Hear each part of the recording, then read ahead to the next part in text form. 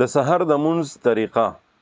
د سحر د مونځ رکعتونه څومره دي، په دې کې ډک او تش رکعتونه څومره دي، فرض او سنت پکې څومره دي، نو ان شاء الله العظیم په دې نننۍ ویډیو کې به تاسو زه د سحر د مونځ طریقه ښایم.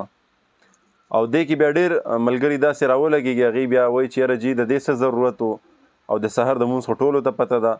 خو مسله څه دارنګې نه ده، مسله داسې ده چې زمونږ ډېر مسلمانان داسې دي چې هغې په وخت باندې دغه طریقې د مانځه نه دي زده کړي، یا د څه مشکلاتو د وجې نه، یا د څه غفلت د وجې نه، او یا ډېر ملګري داسې دي چې هغې په بهر ملکونو کې دي، طریقه خو یې زده کړي خو مطمئن پې نه.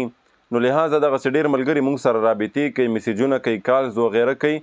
نو دغه ویډیو زه د هغې مسلمانانو دپاره جوړم چاته چې یاده ده بلکل دا ویډیو سکیپ کې مخکې دې لاړ شي، خو چې چاته نه ده یاده او وایي چې یاره زه خپله د مونځ طریقه زده کړمه، نو کوشش وکړئ دغه کلیپ وګورئ، د مانځه طریقه زده کړئ، د سحر د مانځه. باقي چې 4 کم مونځونه دي یا ورسره د جمعې کم مونځ دی، انشاءالله العظیم په هر یو کلیپ کې به د یو مونځ د یو ټایم چې کم مونځونه یې د هغې طریقه به مونږ بیانو. انشاءالله دې نه په دویمه ویډیو کې به مونږ د ماسپښین د مونځ طریقه بیانو، بیا ورپسې د جمعې د مانځه طریقه بیانو، بیا په بل کلیپ کې د مازدیګر او بیا ورپسې د ماښام ماسخوتن دغسې به انشاءالله په ترتیب سره د مانځه طریقې چې دي دا تاسو ته بیانو.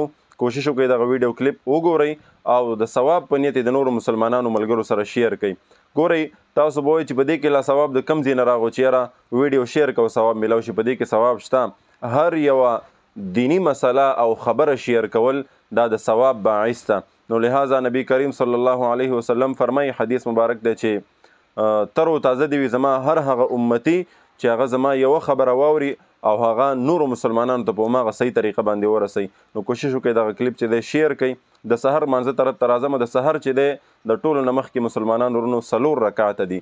د سحر 4 رکعته مونځ دی، په دې کې 2 چې دي دا سنت دي او 2 فرض دي. او دا یو خبره ځان سره نوٹ کړئ، دا خبره ځان سره یاده کړئ چې د سحر مانځه کې چې 4 کم رکعتونه دي دا 4 وانه چې دي دا ډک دي، یعنی په دې کې به صورت وایو. ډک هغې رکعت ته وایي چې په دې کې به سورت اخلاص یا سوره کوثر یا نور چې کم صورتونه تاسو ته یاد وي دا صورت به پکې وایو. سوره اخلاص اکثر خلک نه پېژني، قل هو الله احد، یا ډېرو مسلمانانو ملګرو چې دی صرف یو سوره اخلاص یاد کړی، په کار خو دی چې نور هم ورسره صورتونه یاد کړي، خو که نه یاد ورته دغه یو کافي دی. نو دې طرف ته راځمه چې د سحر 4 رکعت دي، 4 وانه ډک دي، او بیا ورپسې په دې کې اولنی 2 چې دي دا سنت دي، بیا اخیرنی 2 چې دا فرض دي. لکه اولنی 2 رکعته مونږ ځان لکو سنت، د بیا ورپسې 2 رکعته چې دی فرض مونږ امام سره کو. نو باقي د نیت مسله شو. نیت داسې دی چې په زړه کې ستا راغلل، ته د خوب نه راپاسېدې او ته اودس مودس کې او ځان برابرې او ته جومات طرف ته روانېږې، نو دا ستا نیت شو.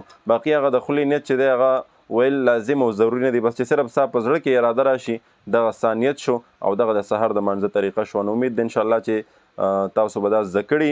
که بیا هم چاته پکې څه اشکال یې څه مسله پوښتنه نو تاسو نه موږ نه کولی شئ، او انشاءالله باقي د منځونو چې کومې طریقې دي او په راتلونکي کلیپونو کې وي تر هغې دمه موږ ته اجازت راکړئ. السلام علیکم ورحمة الله وبرکاته.